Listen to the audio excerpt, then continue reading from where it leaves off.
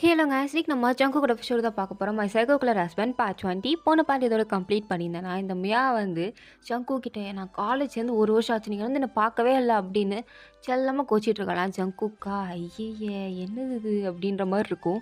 அதோட அந்த பாட்டை நான் கம்ப்ளீட் பண்ணியிருந்தேன். So let's continue the part 20. இங்கே பாருமியா, நிறையா வேலை இருக்குது, நிறைய பேஷண்ட்ஸ் வேறு நான் அட்டன் பண்ணணும். இதில் உங்கள் அக்கா வேறு மூஞ்சி தூக்கி வச்சுட்டு இருக்கா, எனக்கு அது வேறு காண்டா இருக்குது. நீயே வேறு வந்து என் உயிராங்காதப்பா அங்கிட்டு. என்னது? அப்போது நிஜமாதான் நீங்களும் என் அக்காவும் சண்டை போட்டுக்கிட்டீங்களா? அப்போது டிவோர்ஸ் வாங்க போகிறீங்களா? இங்கே பாரு, தேவையெல்லாம் பேசிகிட்டு இருக்காத. நாங்கள் டிவோர்ஸ் வாங்குகிறோம் வாங்கலை இல்லை வாழ போகிறோம், அது எங்கள் இஷ்டம். அது உன் அக்கா விருப்பம் என் விருப்பம், உனக்கு என்ன வந்தது? சின்ன பிள்ளைன்னு இது வரைக்கும் பார்த்துட்ருக்கேன், விட்டு வச்சிட்ருக்கேன். இல்லை நான் சின்ன பொண்ணு கிடையாது, பெரிய பொண்ணு மாதிரி தான் நடந்துப்பேன் அப்படின்ட்டு என்கிட்ட ஓவராக சீண்டிட்டு இருந்தேன்னு வச்சுக்கோயேன். அவ்வளோதான் சொல்லிட்டேன். இன்னொரு முகத்தை நீ பார்த்ததில்ல, பார்த்தா நீ சத்தியமாக தாங்க மாட்டேன். உன்னால் அது ஏற்றுக்க முடியாது. அது ஏற்றுக்கிறதுக்கான ஒரே தைரியம் உங்கள் அக்கட்ட மட்டும்தான் இருக்குது, உன்கிட்ட இல்லவே இல்லை. அப்படி உங்கள் முகத்தை தான் காட்டுங்க, நானும் பார்த்து தெரிஞ்சுப்பேன். பயந்துலாம் போக மாட்டேன். ஏன்னா நான் உங்களை ட்ரூவாக லவ் பண்ணுறேன். எங்கள் அக்காவை விட அதிகமாக நான் தான் உங்களை லவ் பண்ணுறேன். உங்களுக்கு அது புரியுதோ இல்லை புரியலையோ, பட் நான் உங்களை ரொம்ப அளவுக்கு அதிகமாக லவ் பண்ணுறேன். நானும் உங்ககிட்ட அதை பல வாட்டி சொல்லி பார்த்துட்டேன். ஆனால் நீங்கள் அதெல்லாம் முடியாது அப்படின்ற மாதிரி ரொம்ப நல்ல ஒரு மாதிரிலாம் பிஹேவ் பண்ணாதீங்க. இந்த காலத்தில் இவ்வளோ நல்லவரெல்லாம் கண்டிப்பாக வாழ முடியாது. என்ன ஸ்கூல் படிக்கும்போது ஏதோ ஒளிஞ்சு பார்ப்பேன், இப்போ என்னன்னா ஓவராக பேச. காலேஜ் போனது என்ன கும் முளைச்சிருச்சா? ஆமாம் முளைச்சிருச்சு, அதுக்கு என்ன அப்படின்ட்டு சாமியாக சீன் போட்டு போகிறா ஜங்குக்கா. இந்த சிறுவண்டெல்லாம் அடுத்து எப்படி சமாளிக்கிறது அப்படின்ற மாதிரி தான் உட்காந்துருக்கான். இவன் உட்காந்து ரொம்ப டார்ச்சர் பண்ணிட்டு போப்பால, வீட்டுக்கு கூட்டு போன்னு. அதனால தான் ஜங்குக்கு வர வழியே இல்லாமல் அவளை வீட்டுக்கு கூப்பிட்டு வரான். வாயனுமே படிப்பெல்லாம் ஒன்றும் கிடையாதுல்ல. ஸோ கோமா தான் சோஃபாலேருந்து உட்காந்துருக்கா. ஸோ கரெக்டாக ஜங்குக்குள்ளே வரான். வாங்க அப்படின்னு கூப்பிடவே இல்லை, ஒரு முறை தான் முறைக்கிறா. பின்னாடியே இவன் மியா வரதை பார்த்தது வாயனுக்கு இன்னும் ஒரு மாதிரி பொசசிவ் ஆகுது. எதுக்கு ஜங்கு கூட வரணும் அப்படின்னு. ஏன் சின்ன மியா வான்னு கூட கூப்பிடல. அப்படியே ஒரு மாதிரி பார்த்துட்டு இருக்கும்போது ஜங்குக்கை பார்த்து கேட்குறா, இவளை எங்கே பார்த்தீங்க?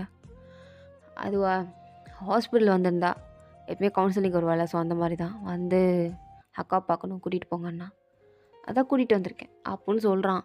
ஆனால் இன்னும் ஒன்று வாய் நோட் பண்ணுறா. ஏன்னா இன்னும் மியா ஜங்கு கூட கையை விடலை, டைட்டாக பிடிச்சிட்ருக்கா. இவனை விடுன்னு சொல்லலை, அவனும் சலமாக நின்றுட்டுருக்க. வாயனுக்கா கடுப்பாகுது. அப்படியே மியா கையை பிடிச்சி கிட்ட கழுத்து. என்ன பண்ணிகிட்ருக்க? என்னக்கா, நான் மாமா கை தானே பிடிச்சிட்டு இருந்தேன். போய் ஃப்ரெஷ்ஷப் ஆகிட்டு வா, நான் சாப்பாடு எடுத்து வைக்கிறேன். என்ன நீ, நான் இவ்வளோ நாள் கழித்து வந்திருக்கேன், ஏதாவது எக்ஸ்ப்ரெஷன் இல்லை ஏதாவது சென்டிமெண்ட் ஏதாவது பேசுன்னு பார்த்தா இப்போ ஃப்ரெஷ்ஷப் ஆகிட்டு வா, சோறு எடுத்து வைக்கிறேன்னு சொல்கிறேன். இதுதான் எமோஷனா? இவ்வளோதானா? சொன்னது செய் ஓ. என்ன ரொம்ப டராக இருக்கா இன்றைக்கி அப்படின்னு அங்கேருந்து மியாவும் கிளம்பிட்டா. ஜங்குக்கு பார்த்து அப்படியே முறைச்சிட்டே கிட்ட வந்து, ஆமாம் ஏன் மியா உங்கள் கூட வந்தா? அதான் சொன்னேடி, ஆஸ்பத்திரி வந்தா கூப்பிட்டு வந்தேன்னு. திருப்பி எங்கே வந்தா நான் என்ன சொல்கிறது? இதுக்கடுத்து அவளை கூப்பிட்டு வராதிங்க. ஏன் உன் தங்கச்சி எனக்கு கொண்டுருவான்னு பயமாக இருக்கோ?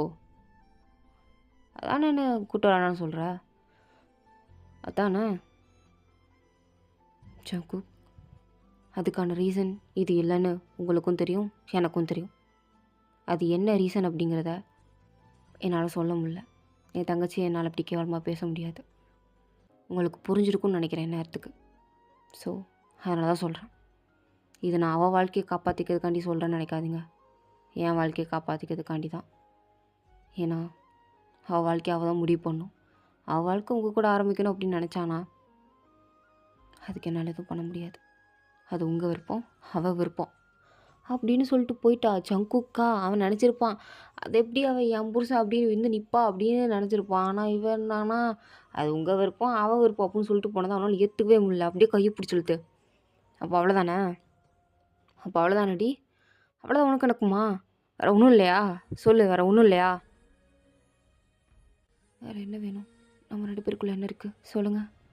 ஏய், சொல்லிட போகிறவன், உனக்கும் கல்யாணம் 1 வருஷம் ஆகுது. ஸோ அதுக்கு ஜங்கு, அதுக்கு என்ன பண்ண சொல்கிறீங்க? இந்த 1 இயர் நான் என்ன பண்ணுறது? நீங்கள் தானே அவளை கூப்பிட்டு வந்தீங்க. அவள் சின்ன பொண்ணுடி. அவள் ஏதோ புரியாமல் ஏதோ இந்த வயசில் லவ் இவன் மயிறு மாதிரி பேசிகிட்டு இருக்கா.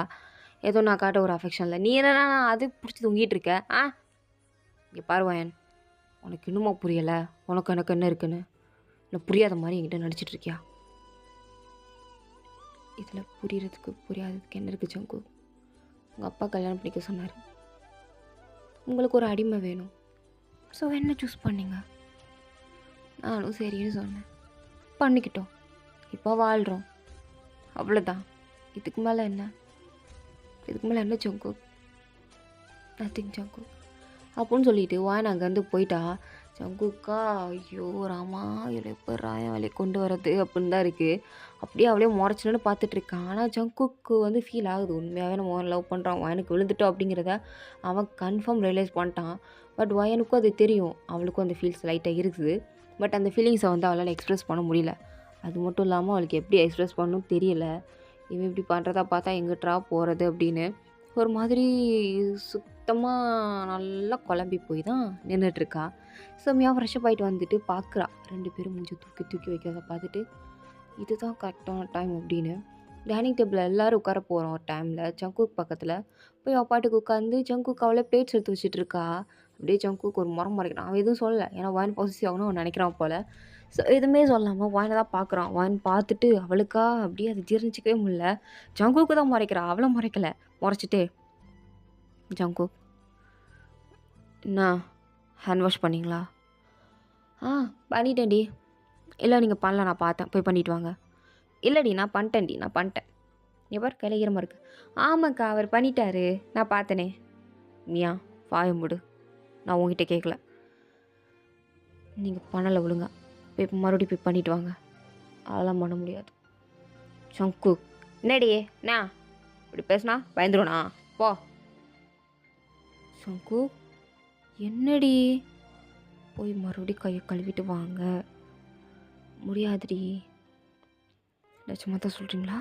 பண்ண மாட்டிங்களா? பண்ண மாட்டேன் அப்படின்ட்டு திமுறு பிடிச்ச மாதிரி உட்காரான். வாயனுக்கு அப்படியே செம்மக்கம் வந்துருச்சு. சாப்பாடு எல்லாத்தையும் அப்படியே போட்டு நீங்கள் 2 பேரும் எடுத்து போட்டு சாப்பிடுங்க, எனக்கு சோறு வேண்டாம் ஒன்றும் வேண்டாம் அப்படின்னு வேகமாக ரூமுக்கு போயிட்டா. ஜங்குக்கா அவசரப்புளுக்கு அதுக்குள்ளே போயிட்டாலே.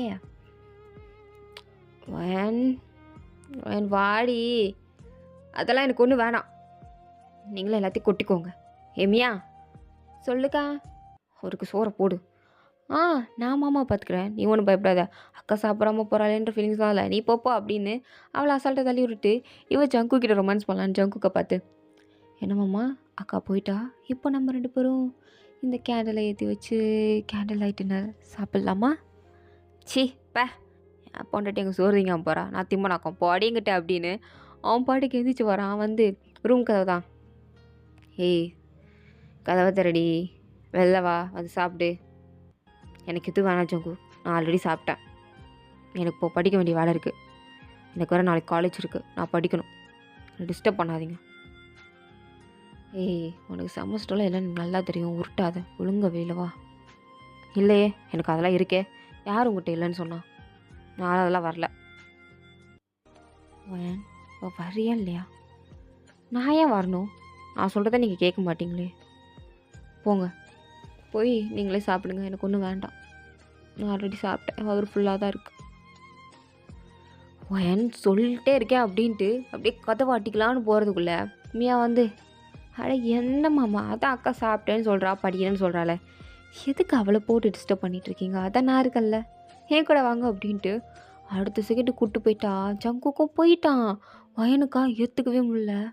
அவள் தான் கூப்பிட்றானா, இவனும் பின்னாடியே போகிறான், என்ன தைரியம் இருக்கணும் அப்படின்ட்டு கதவு கிட்ட காதை வச்சு ஒட்டு கேட்கலான்னு பார்க்குறான். ஒன்றுமே கேட்க மாட்டேங்குது, ஏன்னா அவங்க தான் கீழே போயிட்டாங்களே டைனிங் டேபிளுக்கு, ஒன்றுமே கேட்க மாட்டேங்குது. இப்போது கதவை தந்துட்டு வெளில போய் அங்கே நின்னாலா சிங்கம், இங்கே உள்ளே உட்காந்துருந்தாலும் என்ன பண்ணுறது, தம் புருஷன் எடுத்துகிட்டு போயிடுவாளோன்ற ஒரு பயம், என்ன பண்ணனே தெரியாமல் அப்படியே திக்குமுக்கு ஆடி போய் வயன் அப்படியே உட்காந்துருக்க.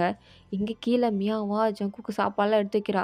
ஜங்குக்கு சாப்பிட்றதுக்கு ஒரே ரீசன், வாயன் வந்து சமைச்சிருக்கா. ஸோ அதனால தான் அவன் பாட்டுக்கு உட்காந்து சாப்பிட்டுட்டு இருக்கான். மியா சாப்பிட்டுட்டு, யார் மாமா சமைச்சா? வேறு யார், என் மொண்டாட்டி தான். அதானே பார்த்தேன், நல்லாவே இல்லை. ஐயோ உப்பள்ளி இவ்வளோ கொட்டியிருக்கா, அங்கே பாருங்கள் நல்லாவே இல்லை, இதை போய் சாப்பிட்டுட்டு இருக்கீங்க, அதெல்லாம் ஒன்று நீங்கள் சாப்பிட வேணாம். இந்த நல்லா இல்லை, அதெல்லாம் நல்லா தான் இருக்குது, என் முன்னாடி சமைச்சா சூப்பராக தான் இருக்கும். ஆமாம் இருக்கும். கொஞ்சம் கூட நல்லாவே இல்லை. எனக்கு வேணாப்பா. வேணான்னா போ. எனக்கு கொடு. நான் சாப்பிட்றேன் அப்படின்ட்டு அவன் உட்காந்து எல்லாத்தையும் சாப்பிட்டுட்டு இருக்கான். நீயா பார்க்குறா. இவன் என்ன இவனை எப்படியாவது நம்ம கரெக்ட் பண்ணிடலான்னு நினச்சிட்டு இருந்தா இவன் நம்ம அக்கா மேலே பைத்தியமாக இருக்கானே. என்ன பண்ணுறது? எப்படியோ நம்ம வழிக்கு கொண்டு வருது. ஒரு வேளை அந்த மாதிரி வழியை தான் யூஸ் பண்ணுமோ அப்படின்ற மாதிரி அவனை ஒரு மாதிரி குறுகுறுன்னு பார்த்துட்ருக்க.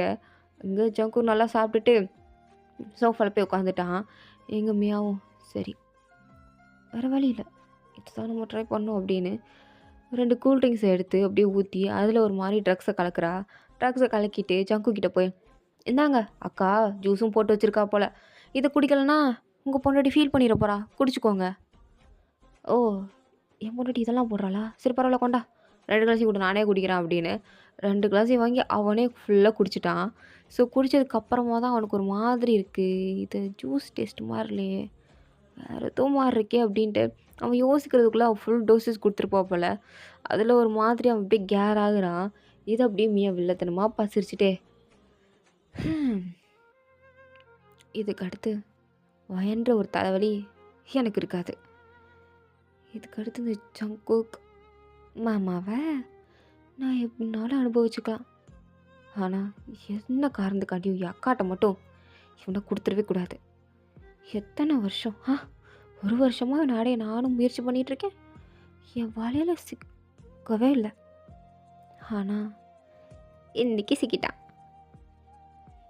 விடவே முடியாது, விடவும் கூடாது அப்படின்னு ரொம்ப வில்லத்தனமாக ஒரு பிளான் பண்ணிகிட்டு இருக்கா. இங்கே அதை ஒயன் அதெல்லாம் தெரியாமல் அவள் என்னென்னமோ நினச்சிக்கிறான். சரி 2 பேர் ஜாலியாக இருக்காங்க போல், அவளுக்கு பிடிச்சிருக்கு போல் அப்படின்னு நினச்சி பைத்தியம் மாதிரி இந்த பிள்ளை புலம்பிகிட்டு இருக்க. இங்கே ஜங்குக்கியா அவள் பாட்டுக்கு தூக்கிட்டு வரா. அது இப்படி கைத்தாங்களா தூக்கி எங்கே கூப்பிட்டு போகிறான்னா அவளுக்கு நாங்கள் ஒரு செப்பரேட்டாக ஒரு ரூம் வந்து வாயின் வந்து கொடுத்துருப்பா. நீ ஒரு நாள் வந்து ஆனால் இங்கே தாங்கிக்கோ அப்படின்னு கொடுத்துருப்பா. அந்த ரூமுக்கு தான் ஜங்குக்கு இழுத்துட்டு போகிறா. ஜங்குக்கா கான்ஷியஸே இல்லை. அவனுக்கு இந்த மியா பிள்ளையை பார்க்கும்போது தான் வாயின் மகுஞ்சி தான் ஞாபகம் வந்துட்டு போகுது. அந்த மியாவும் அப்படியே கிஸ் பண்ணுற மாதிரி கிட்ட வரா. ஜங்குக்கு உள்ளுக்குள்ளே ஏதோ ஒரு ஃபீல் சொல்லுது, இல்லை இல்லை முழிச்சுக்கோ, இது வாயின் இல்லை வாயின் இல்லை அப்படின்னு சொல்லிகிட்டே இருக்குது. ஸோ அவனும் டப்புன்னு அப்படியே கண்ணை முழிக்கிறான். எல்லாரும் கண்ணை முழிச்சுட்டு தான் இருந்திருப்பான். பட் அது ஓவர் அந்த ட்ரக்ஸு.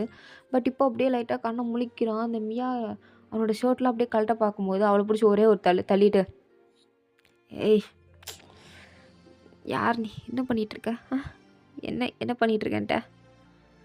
ஐயோ ஜங்கு நான் தான் ஓயன் தெரிலையா, ஏய் அடிக்காத, கேவலமாக இருக்குது, நீ பண்ணுறது ரொம்ப கேவலமாக இருக்குது. என் வாயின் வாய்ஸ் இப்படி இருக்காது, அவன் வாய்ஸ் ரொம்ப ஸ்வீட்டாக இருக்கும். எனக்கு என் வாயின் வாய்ஸை கூட கண்டுபிடிக்க தெரியாது. நீ இல்லை, நீ என் வாயின் இல்லை, நீ நீ அச்சோ உங்களுக்கு காது வர ஒழுங்காக கேட்கலன்னு நினைக்கிறேன். நான் தான் ஜங்குக் வாயன். உங்களுக்கு ஜங்குக்குன்னு இவ்வளோ பாசமாக உரிமையாக யார் கூப்பிடுவா? வாயன் தானே கூப்பிடுவா. அவளை தர யார் கூப்பிட முடியும்? இல்லை கூப்பிட்றத விட்டுருவனா? நான் தான் ஜங்குக் வாயன் தான். அப்படியா வாயனா நீ?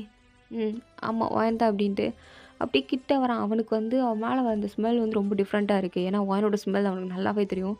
ஸோ இந்த ஸ்மெல் டிஃப்ரெண்ட்டாக இருக்கனால மறுபடியும் பிடிச்சி தள்ளி விட்டுட்டு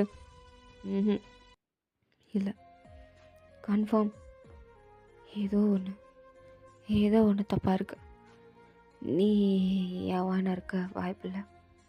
என் வாயனாக இருந்தால் என்கிட்ட இப்படி வரமாட்டான். நீ என் வாயன் இல்லை, நீ என் வாயன் இல்லை. ஐயோ இவன் என்னடா உச்சக்கட்ட போதையில் இருந்தாலும் வாயினெல்லாம் சொல்லிட்டு இருக்கான். அப்படி அவள் தான் முக்கியமாக என்ன அப்படின்னு அவன் பாட்டு கேட்டுகிட்டே இருக்கா. அவன் என்னன்னா அவளை தள்ளி விட்டு ரூமில் விட்டு வெளில வர ஆரம்பிச்சிட்டா. இவன் பின்னாடி அப்படியே வந்துட்டுருக்க. கரெக்டாக அப்போ தான் வாயனம் என்னடா சத்தத்தையே காணுமே, சத்தெல்லாம் ஏதோ டம்முன்னு கேட்குதே அப்படின்ட்டு அப்படியே கதவை திறந்து பார்க்குறா. பார்த்தா ஜங்குக்கு அப்படியே அந்த சட்டையெல்லாம் அப்படியே கிழிச்சிக்கிட்டு வேகமாக அப்படியே வாயினை கட்டி பிடிச்சி நின்றுட்டுருக்கான். பின்னாடியே மியா அரைகுறையா அப்படியே லைட்டாக மேக்கப்லாம் போட்டு வந்து ஓடி வரா. ஐயோ நில்லுங்க ஜங்குக் அப்படின்ட்டு ஓடி வராளா. அவ்வளோதான் வாயனுக்கா அப்படியே ஒரு மாதிரி ஷாக் ஆகுது. இத்தனை நாள் இவ ஏதோ சின்ன பிள்ளைத்தனமாக பண்ணிகிட்டு இருந்தேன்னு நினச்சா. ஆனால் இன்றைக்கி இவ பண்ண வேலையை பார்த்ததும் அவ்வளோதான் வாயனுக்குலாம் அவ்வளோ பெரிய கோபம். ஜங்குக் அப்படியே இழுத்துட்டு போய் பெட்டில் படுக்க வச்சுட்டு இங்கே வா, என்ன பண்ணிகிட்ருக்க நீ?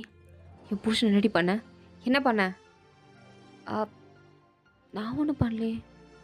அவர் என் மேலே இன்ட்ரெஸ்டாக இருக்கேன்னு என்கிட்ட சொன்னார். ஸோ நான் அதுக்கு கம்பெனி கொடுத்தேன். That's all. அப்போது உனக்கும் ஆ நடந்தது. என்னடி சொல்கிற? என்னமையா சொல்கிற?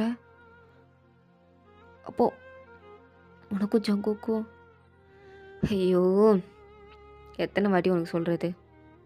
நானும் ஜங்குக்கும் ஒன்றா இருந்துட்டோம். அதில் என்ன இருக்குது? என் மாமா தானே அவர். நீ அவரை எதுவும் ஃபுல்ஃபில் பண்ணல போல். பின்னா கல்யாணம் ஆகி 1 year ஆச்சு. உன்னால் ப்ரெக்னென்ட் ஆக முடிஞ்சதா? நீ இன்னும் ப்ரெக்னெண்ட்டாகவே ஆகலை. ஸோ அதான் அவருக்கு குழந்தை வேணும்னு ஆசையாக இருக்குது போல். ஸோ அதான் என் கூட இருந்துட்டார். ஒன்றும் இல்லை. இப்போ ஏன் அவர் இப்படி ஓடி வந்தார்னா அது கொஞ்சம் பயந்துட்டார், அவ்வளோதான் அப்படின்ட்டு ஏதோ சொல்கிறா. பட் ஆனால் எனக்கு வந்து அதை நம்ப முடியலை. அவளுக்கு இன்னுமே டவுட் இருக்குது, ஜங்குக்கு அப்படி பண்ணியிருப்பானோ அப்படின்னு. ஏன்னா அப்படி பண்ணியிருந்தால் அப்படி ஓடி வந்திருக்க அவசியம் இல்லையே அப்படின்னு அவளுக்கு ஒரு தாட்டு. ஸோ எதுவுமே அவளை சொல்லலை. மியாவை பார்த்து, மியா நான் உன்னை என் பெத்த பொண்ணு மாதிரி நினச்சேன். உன்னை ஒரு இடத்துல கூட நான் சிஸ்டராக ஃபீல் பண்ணதே கிடையாது. உனக்காண்டி ஒரு ஒரு விஷயத்தையும் பார்த்து பார்த்து செஞ்சேன். உனக்காண்டி என் படிப்பை விட்டேன், என் வாழ்க்கை. உனக்கு இன்னுமா புரியல? நான் ஜங்குக்கு கல்யாணம் பண்ணிக்கிட்ட ரீசன் என்ன நினச்சிட்ருக்க? அவன் சொத்தையும் அவன் அழகையும் பார்த்து அவனை கல்யாணம் பண்ணிக்கிட்டே நினச்சிட்டு இருக்கியா? கிடையவே கிடையாது. முழுக்க முழுக்க அதுக்கான ரீசன், நான் அவளை கல்யாணம் பண்ணிக்கிட்டதான காரணம் என்ன தெரியுமா? நீ தான். உனக்காண்டி தான் அவனை நான் கல்யாணம் பண்ணிக்கிட்டேன். அப்படிப்பட்ட சூழ்நிலை எனக்கு வந்துச்சு. நீ நல்லா இருக்கணும், நீ சந்தோஷமாக இருக்கணும் அப்படின்ற காரணத்துக்காண்டி தான் நான் என் வாழ்க்கையை அவங்ககிட்ட கொடுத்தேன். ஆனால் நீ என்னோடய வாழ்க்கையை நாசமாக்கிட்டில்ல. ஏன் அப்படி பண்ண? ஏன் இப்படி பண்ண? இங்கே பாருக்கா, இப்படின்ட்டு பேசாத. நீ மாறிட்ட. நீ முன்னே இருந்த என் மியா இல்லை. அவள் ரொம்ப அமைதியாக பொலைட்டாக ரொம்ப நல்ல பொண்ணாக இருப்பா. ஆனால் நீ கிடையவே கிடையாது. அப்படி நிச்சயமாக நீ இல்லை. Total change. நான் பார்த்தமையா நீ இல்லை அப்படின்ட்டு அங்கேருந்து அவ்வளோதான் திருன்னு ஓடுறா. எங்கே ஓடுறானே தெரில. அவளால் இது ஏற்றுக்கவே முடியல. அவள் பாட்டுக்கு அங்கேருந்து ஓடிட்டுருக்க. இங்கே மியாக்கா ஒரு மாதிரி கில்ட்டு ஃபீல் இப்போ தான் வர ஆரம்பிக்குது, தான் அக்காவுக்கு துரோகம் பண்ணிட்டோமோ அப்படின்னு. ஆனால் அவங்க 2 பேருக்குள்ள ஒன்றுமே நடக்கலை. அவள் சும்மா வாங்கிட்ட போய் சொல்லியிருப்பா. ஆனால் எனக்கு அது போய் உண்மையான என்ன தெரியும்? அவளுக்கு ஒரு டவுட் இருந்தது. பட் அவள் மியா அந்த கோலத்துலேயே ஒரு வேளை உண்மை இருக்குமோ அப்படின்ற ஒரு எண்ணம் வந்து எனக்கு வர ஆரம்பிச்சிச்சு. அதை அவன் நம்புறா. ஸோ இதோட இந்த பார்ட் வந்து கம்ப்ளீட் ஆகுது. தேங்க் ஃபார் வாட்சிங். உங்களுக்கு பிடிச்சிருந்தா லைக் பண்ணுங்கள் அண்ட் ப்ளீஸ் மறந்துடாமல் சப்ஸ்கிரைப் பண்ணுங்கள். Okay, tata bye, see you later, bye.